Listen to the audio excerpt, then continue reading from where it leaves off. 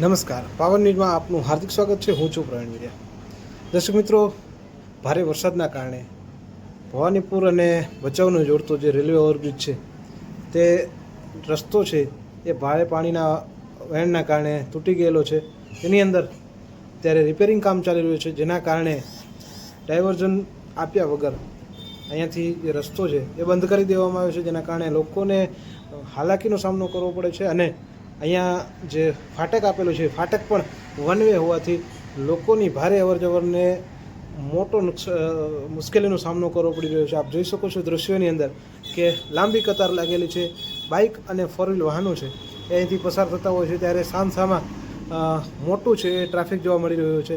લગભગ અડધાથી પોણો કલાક જેટલો લોકોને છે અહીંયા રાહ જોવી પડે છે, અને જ્યારે ટ્રેન પસાર થાય ત્યાર પછી જ લોકોની અવરજવર ચાલુ થાય છે. અને ચાલુ વરસાદના કારણે લોકોને ભારે હાલાકીનો સામનો કરવો પડી રહ્યો છે. જો આપને અમારો વિડીયો પસંદ આવ્યો હોય તો વિડીયોને લાઇક, શેર અને ચેનલને સબસ્ક્રાઈબ જરૂર